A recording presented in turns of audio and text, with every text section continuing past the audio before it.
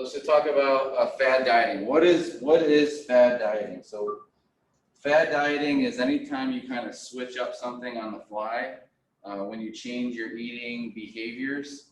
How can you tell if someone's on a fad diet? Well, one, you see that someone's promising them something. So if somebody is on a fad diet, that means that somebody has been either promised something, they're gonna have to buy something, or that they're also gonna be limited from something. So if you wanna ever tell if somebody's on a fad diet, the first thing is usually there's going to be a quick solution. So whatever the diet is, there's gonna be some type of quick fix. It's usually a toxin removal, right? It's a cleanse, right? We talk about cleanse and toxin removals, but what toxins are they talking about? What are we actually removing from the body? And that's something that a lot of these cleanses and diets, they don't have any scientific proof for.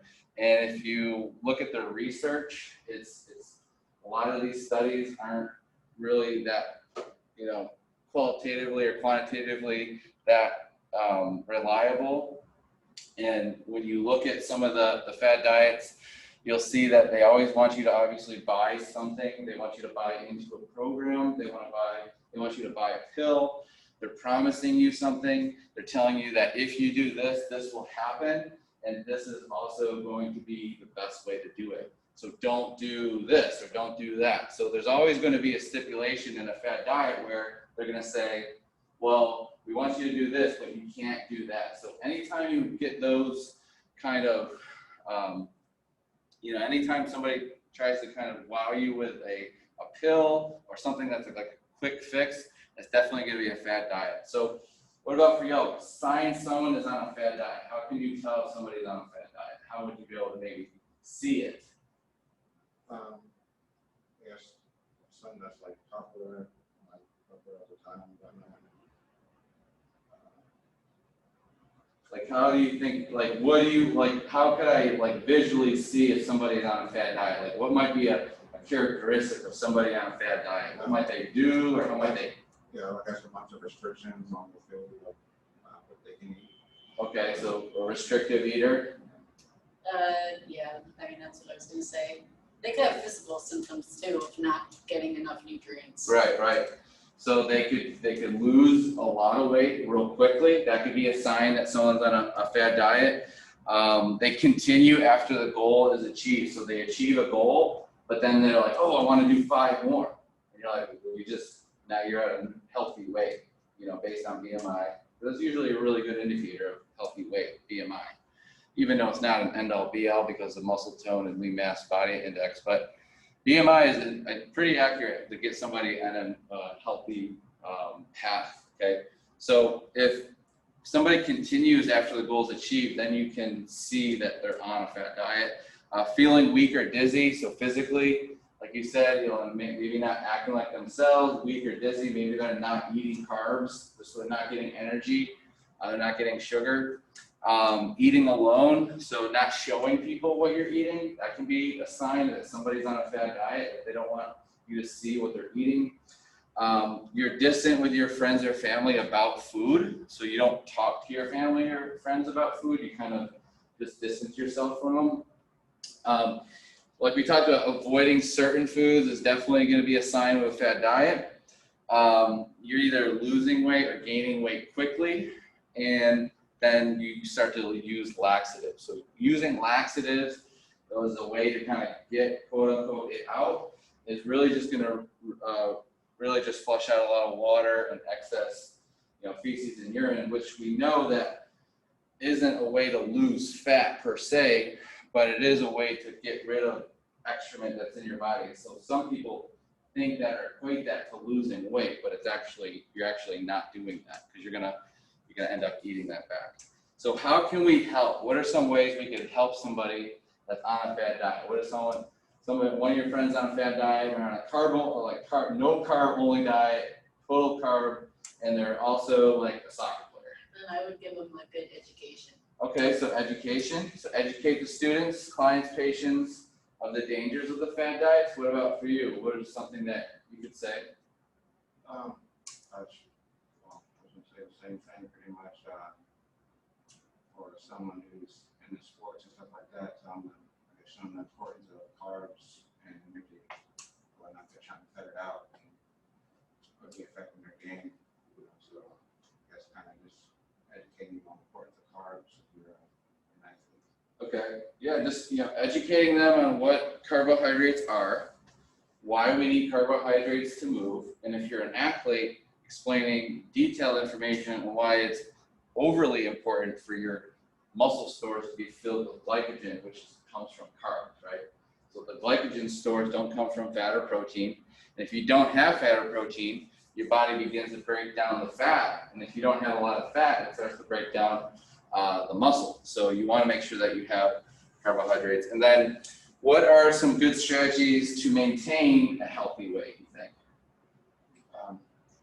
Being on a schedule. Okay, eating on a schedule?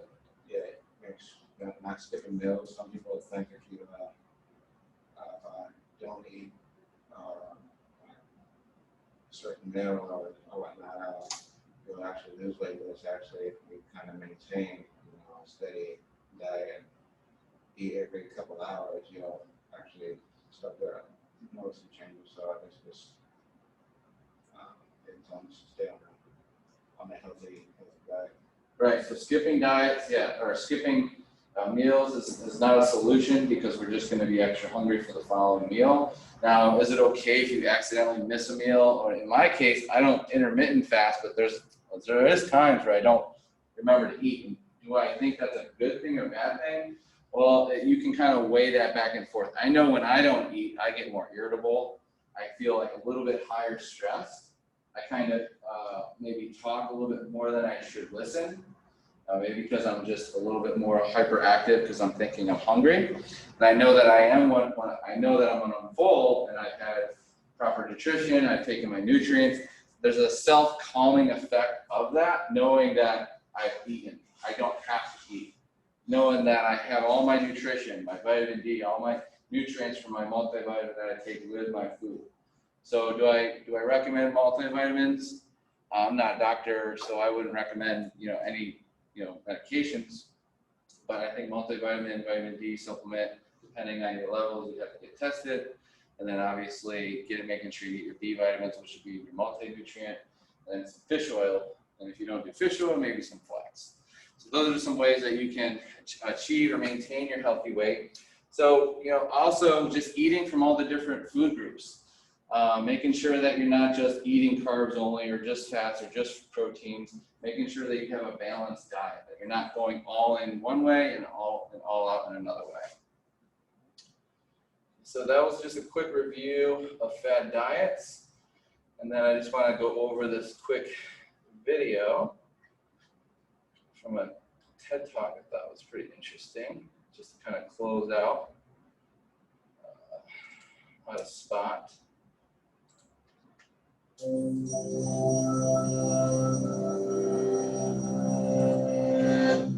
Conventional wisdom about diets, including government health recommendations, seems to change all the time. And yet ads routinely come about claiming to have the answer about what we should eat. So how do we distinguish what's actually healthy from what advertisers just want us to believe is good for us? Marketing takes advantage of the desire to drop weight fast and be stronger, slimmer, and brighter. And in the big picture, diet plans promising dramatic results, known as fad diets, are just what they seem, too good to be true. So where did diet fads even come from? While the ancient Greeks and Romans rallied behind large-scale health regimens centuries earlier, this phenomenon began in earnest in the Victorian era with crazes like the vinegar diet and the Banting diet. Since then, diets have advised us all sorts of Vinegar things. diet still exists. I know lots of people, the first thing they do in the morning is have their vinegar, and I'm like, just put it on your salad later. Cabbage soup, even consumption of arsenic or tapeworms. If the idea of diet crazes has withstood history, could this mean that they work? In the short term, the answer is often yes. Low carbohydrate plans, like the popular Atkins or South Beach diets, have an initial diuretic effect. Sodium is lost until the body can balance itself out, and temporary fluid weight loss may occur. With other high-protein diets, you might lose weight at first, since by restricting your food choices, you are dropping your overall calorie intake. But your body then lowers its metabolic rate to adjust to the shift, lessening the diet's effect over time and resulting in a quick reversal if the diet is abandoned.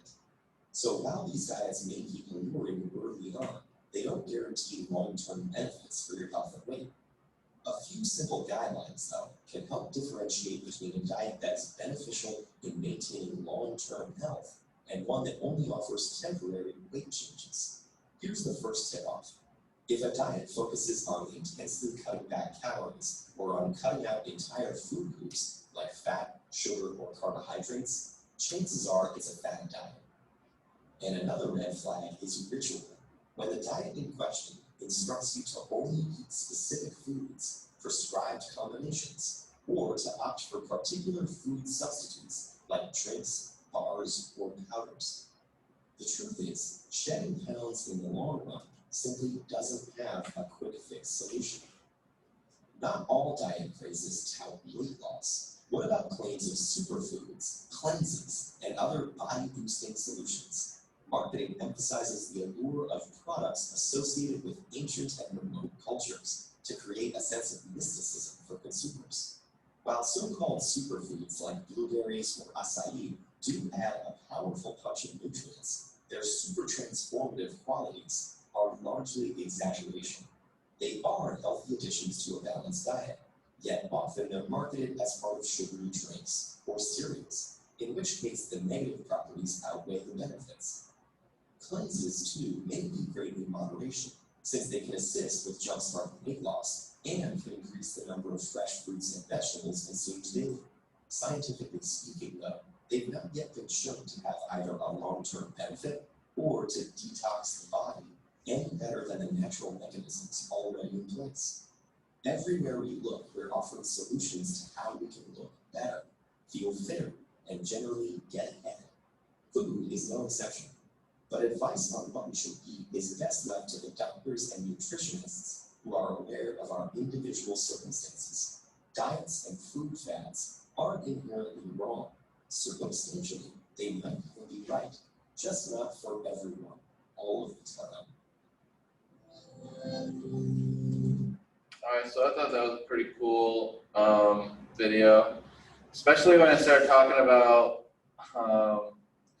the mysticism, right? I mean, I feel like Cultures to create a sense. I feel like that's pretty funny because you kind of feel like you're part of the culture. I got my yoga certification.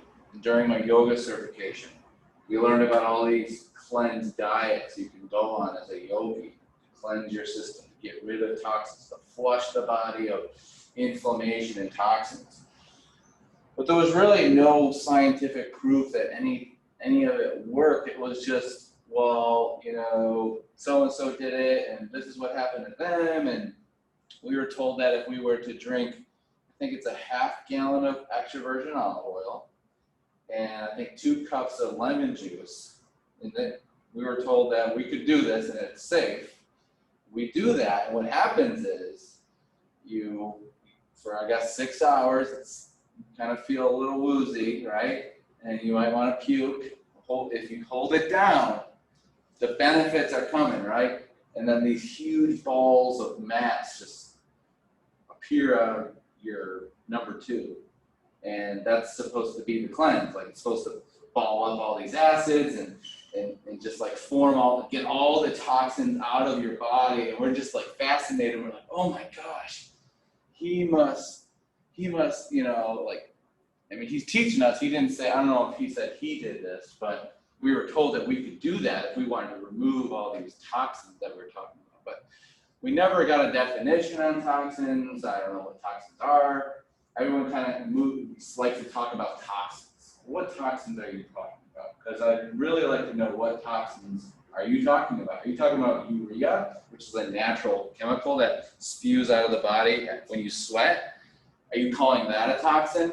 And a lot of times they are calling sweat basically a toxin. You're ridding your body of toxins, right? You're basically just sweating, right? Or releasing fluids. you're not really releasing toxins. So fad diets, not so great. My brother right now, he's doing his celery juice every single morning. He does a whole stalk of celery. I can't hit, it's like a ritual. I'm like, brother, come on, you don't have to do this every day. You don't have to do this to yourself. He's like, I have to do this. This is what I need. He's had Crohn's disease.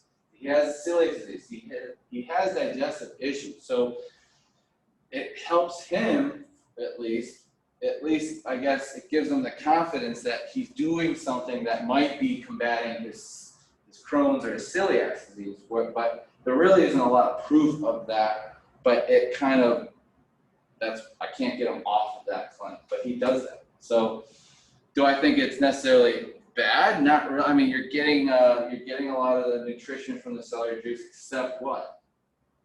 The fiber, right? Probably the most important part of vegetables is the fiber.